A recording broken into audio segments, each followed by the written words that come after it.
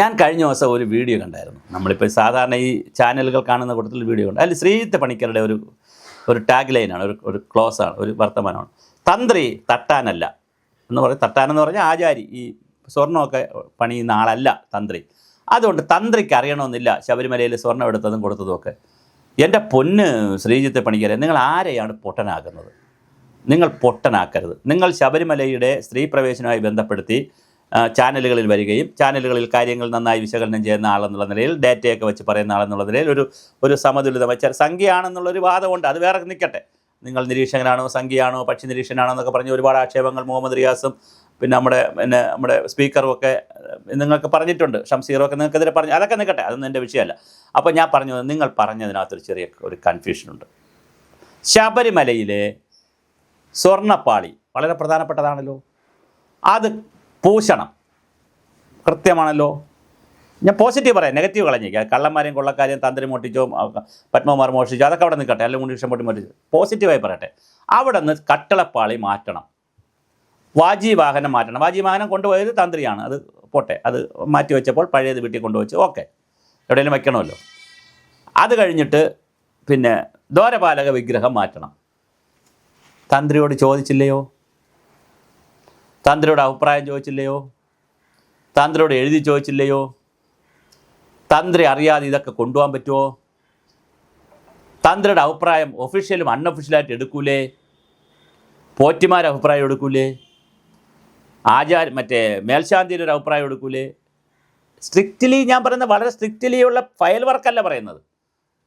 ഒരമ്പലത്തിൽ, ആ അമ്പലത്തിലുള്ള കുറച്ച് സ്റ്റാഫും കുറച്ച് പേരല്ലേ ഉള്ളവർ, എല്ലാം കൂടി മേൽശാന്തി, കീഴ്ശാന്തി, പരികർമ്മി, അങ്ങനെ ഒരു ശൃംഖല. പിന്നെ ദേവസ്വം ബോർഡിൻ്റെ കുറച്ച് പ്രധാനപ്പെട്ട ഉദ്യോഗസ്ഥർ. ഇവരൊന്നും അറിയാതെ അവിടെ നിന്ന് സ്വർണം കൊണ്ടുപോകാൻ പറ്റുമോ? ഇവരറിയാതെ അവിടെ നിന്ന് കട്ടള പൊളിച്ചുകൊണ്ട് പോകാൻ പറ്റുമോ? പറ്റൂലല്ലോ ശ്രീജിത്ത് പണിക്കരെ.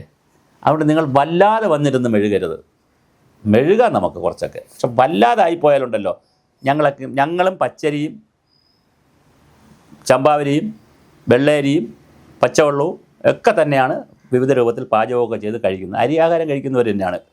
ഷുഗറുള്ളവർ കുറച്ച് കഴിക്കുമെന്നേ ഉള്ളൂ. ബാക്കി എല്ലാവരും അരിയാഹാരം നന്നായിട്ട് കഴിക്കുന്നവരാണ്. നിങ്ങൾ പറയുന്ന ചില സാധനങ്ങൾ നമുക്ക്, നിങ്ങളോട് എനിക്ക് വലിയ റെസ്പെക്റ്റോടെ, ഞാൻ നിങ്ങളെ ചാനൽ കാണുകയും നിങ്ങളോട് റെസ്പെക്റ്റുള്ള ആളാണ്. പക്ഷെ നിങ്ങൾ ഈ മെഴുകുന്നത് കാണുമ്പോൾ ഇതൊരു വല്ലാത്ത മെഴുകലായിപ്പോയി. തന്ത്രിക്ക് ശബരിമല ക്ഷേത്രത്തിൽ എന്ന് മുതലാണ് തന്ത്രി ദിവസവും വന്നു തുടങ്ങിയെന്ന് അറിയാവോ? നിങ്ങൾക്കറിയാവോ അത്? അവിടെ ക്ഷേത്രത്തിൽ തീ പിടിച്ചതിന് ശേഷം അവിടെ പ്രതിഷ്ഠ നടന്നത് എന്നറിയാവോ? നിങ്ങൾ എൻ്റെ സുഭാഷിതം ചാനലിലൂടെ കാണണം, അതിനകത്ത് ഞാൻ വിശദമായി ഇത് പറയും. എന്നറിയാവോ? അന്ന് ആരായിരുന്നു തന്ത്രി എന്നറിയാവോ?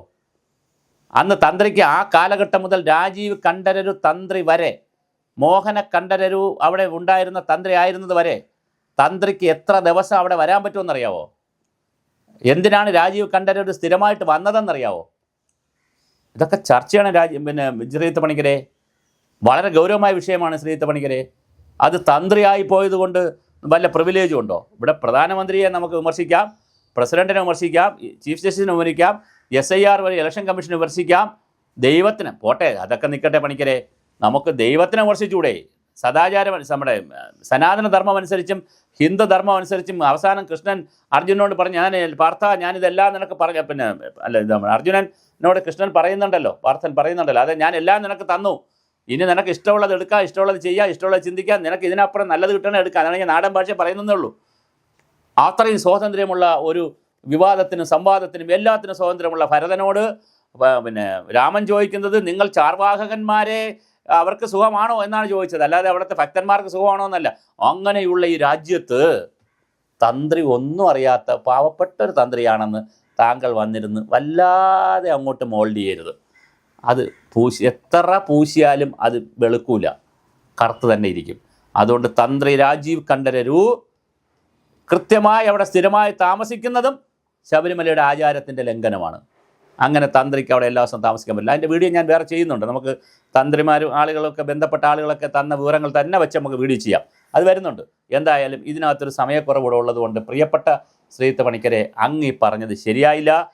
അവിടെ തന്ത്രി എന്ന് പറയുന്ന ഏറ്റവും കീ പോസ്റ്റിലുള്ള ഒരാൾ അറിയാതെയാണ്, അല്ലെങ്കിൽ അദ്ദേഹത്തിനെ തെറ്റിദ്ധരിപ്പിച്ചുകൊണ്ടാണ് അദ്ദേഹം തന്നെ വളർത്തിക്കൊണ്ടുവന്ന ദത്തുപുത്രനെ പോലെ വളർത്തിക്കൊണ്ടുവന്ന അദ്ദേഹത്തിൻ്റെ നിർദ്ദേശപ്രകാരം 10 വർഷം അവിടെ നിന്നിട്ട് ബാംഗ്ലൂർ നിന്നിട്ട് ഇവിടത്തേക്ക് വരാൻ മേൽശാന്തിയോ കീഴ്ശാന്തിയോ എന്തെങ്കിലുമായിട്ടൊക്കെ വരാൻ നെറുക്കെടുപ്പിലൊക്കെ പങ്കെടുക്കാൻ പറ്റുമോ എന്ന് നോക്കാൻ വേണ്ടി വളർത്തിയെടുത്ത വൻമരമായ ഉണ്ണികൃഷ്ണൻ പോറ്റി ഇതൊക്കെ ചെയ്യുമ്പോൾ ഇതൊന്നും അറിഞ്ഞില്ല, ഞാനൊന്നും അറിഞ്ഞില്ലേ രാമനാരായണ.